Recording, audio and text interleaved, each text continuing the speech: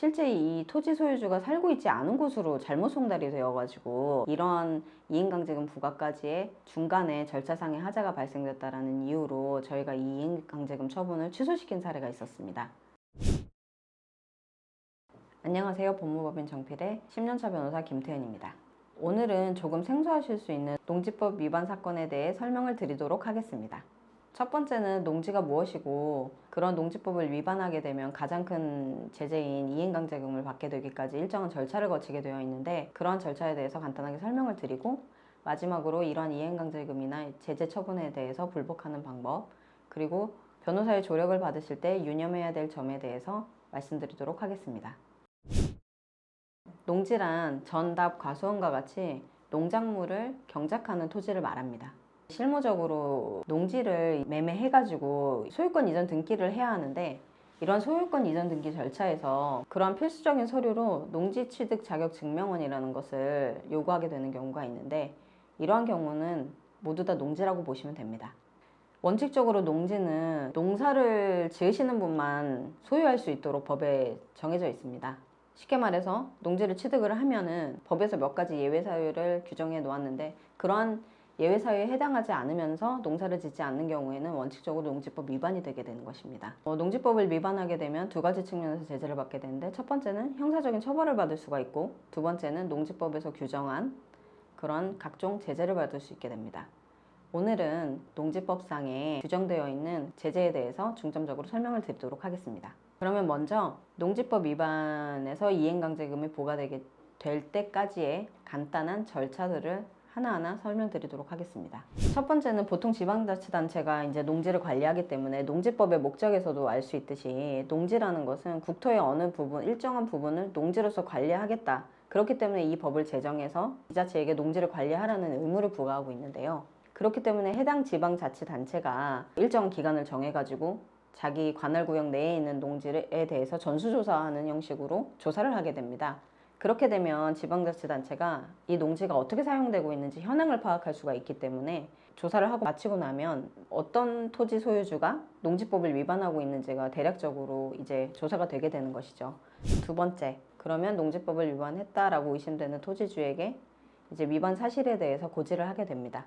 그렇게 고지를 하고 나면 왜 농사를 짓고 있지 않은지, 그리고 왜 농지를 농지로서 사용하지 않고 다른 용도로 사용하고 있는지에 대해서 소명을 하라고 일정한 기간을 부여합니다.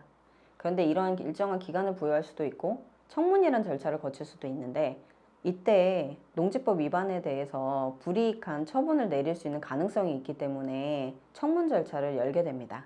청문이란 것은 일종의 재판과 비슷한데, 지방자치단체가 시청의 어떤 장소로 언제까지 와서 이 농지법 위반 사실에 대해서 소명할 수 있는 기회를 주는 것인데요. 보통 가게 되면은 지방자치단체 공무원이랑 그 지방자치단체에 소속되어 있는 변호사가 참석을 해서 사유를 들어주는 절차입니다. 이때 청문에서 변호인과 대동하는 경우들이 있고 토지주가 개인적으로 가서 소명하는 경우가 있는데, 이 청문 절차 단계에서부터 변호인의 조력을 받으시면 굉장한 이점들이 있습니다. 세 번째는 청문 절차를 거쳤음에도 불구하고 농지 위반 사실이 시정이 되지 않는다라고 하면 지방자치단체는 농지로 회복할 수 있는 원상 회복의 기간을 부여한 고지서를 다시 발송하게 됩니다. 일정한 기간을 정해서 원상 회복을 할 수 있도록 유도하는 것인데요. 농지법 위반이 농지를 다른 용도로 사용하는 농지 전용의 경우들이 훨씬 많기 때문에 불법 아스콘이 깔려 있으면 그것들을 다 철거하고 농사를 지을 수 있게 토지를 다시 개간하는 그런 원상 회복, 그리고 불법 건축물이나 가설 건축물이 있는 경우에는 그런 것들을 철거하고 다시 또 농사를 지을 수 있는 토지로 회복할 수 있도록 일정한 기간을 부여해서 원상을 회복하라라고 하는 기회를 주게 되는 것입니다. 네 번째는 이러한 원상 회복 기간을 주었음에도 불구하고 원상 회복을 하지 않고 농지법 위반 상태가 계속되는 경우입니다. 그렇게 되면은 지방자치단체는 1년 안에 해당 농지를 처분하라 라는 고지를 다시 발송하게 됩니다. 그리고 다섯 번째는 시장, 군수 또는 구청장이 6개월 이내에 이 농지를 처분하라라고 명령, 고지서를 발송하게 됩니다. 이 경우는 지방자치단체장이 직권으로 이 6개월의 기간을 3년 동안 유예해 줄 수 있는 재량권을 가지게 됩니다. 농지 소유자는 이와 같은 처분을 받게 되면은 농어촌 공사에 내 토지를 사가라 이렇게 청구할 수 있는 권리인 매수 청구권을 가지게 되는데, 이 토지 가격 기준이 굉장히 중요하게 이제 반영이 될 텐데, 이제 이 토지의 가격의 기준은 공시지가 기준이라고 알고 계시면 됩니다. 마지막으로 이행강제금을 부과할 수가 있는데요. 최초로 처분 명령을 한 날로부터 1년 단위로 이행강제금을 부과할 수가 있습니다. 1년 단위로 부과할 수 있다라고 규정되어 있는 것은 매년 부과를 할 수 있다라는 뜻이죠. 그러면 이제 이행강제금에 대해서 조금 더 알아보면은, 이제 이행강제금에 관련된 농지법 규정이 굉장히 강화가 됐습니다.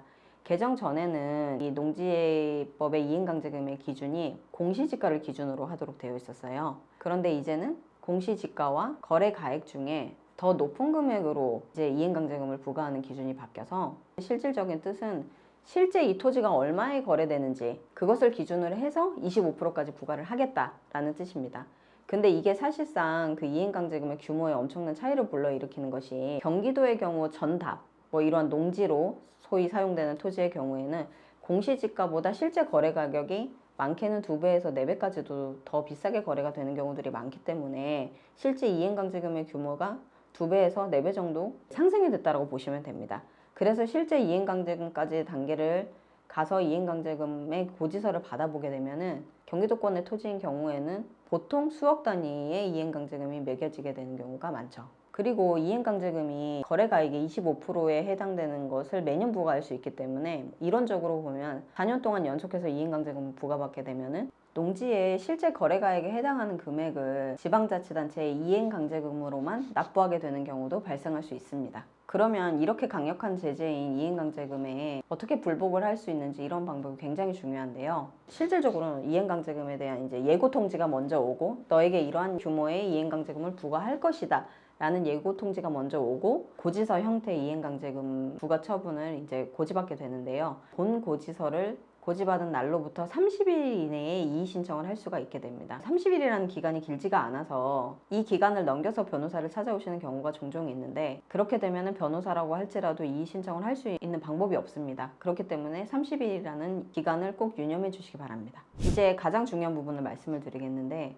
이미 부과된 이행강제금을 납부하지 않는 방법에 대해서 변호사의 도움을 구하고자 찾아오시는 경우들이 있는데, 사실상 이 경우에 변호사들이 도와줄 수 있는 부분이 거의 없습니다. 한 번 부과된 이행강제금은 취소시키기가 굉장히 어렵습니다. 그렇기 때문에 제가 앞서 말한 청문 절차, 그리고 원상회복 기간, 그리고 1년 내에 처분할 것을 고지받는 기간, 그리고 처분 명령을 받은 기간, 그 기간 내에 변호인의 조력을 받으셔야지만 이행강제금 자체를 부과받지 않을 수가 있는데, 이행강제금이 한 번 부과돼 버리면 그것을 취소시키는 것은 소송상으로는 굉장히 어렵습니다. 저희가 진행했던 사건을 예로 들면, 이행강제금이 부과되기까지 굉장히 여러 단계를 거치게 되어 있고 여러 번 고지를 하게 되어 있는데, 그러한 고지서가 실제 이 토지 소유주가 살고 있지 않은 곳으로 잘못 송달이 되어가지고 이러한 이행강제금 부과까지의 중간에 절차상의 하자가 발생됐다는 이유로 저희가 이 이행강제금 처분을 취소시킨 사례가 있었습니다.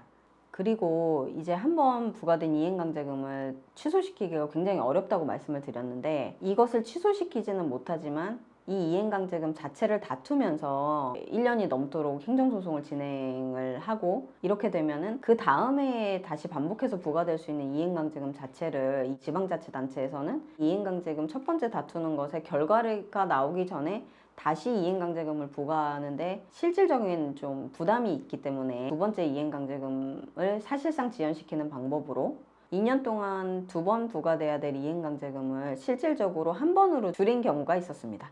한 번 부과된 이행강제금은 취소시키기는 어렵지만 여러 가지 소송상 전략을 통해서 이행강제금을 실질적으로는 줄일 수 있는 방법들이 있기 때문에 변호사와 상담받아 보시기를 추천드립니다. 농지의 실제 거래가액의 25%까지 부과될 수 있는 이 이행강제금을 피할 수 있는 방법이 더 궁금하시다면 법무법인 정필로 문의 주세요.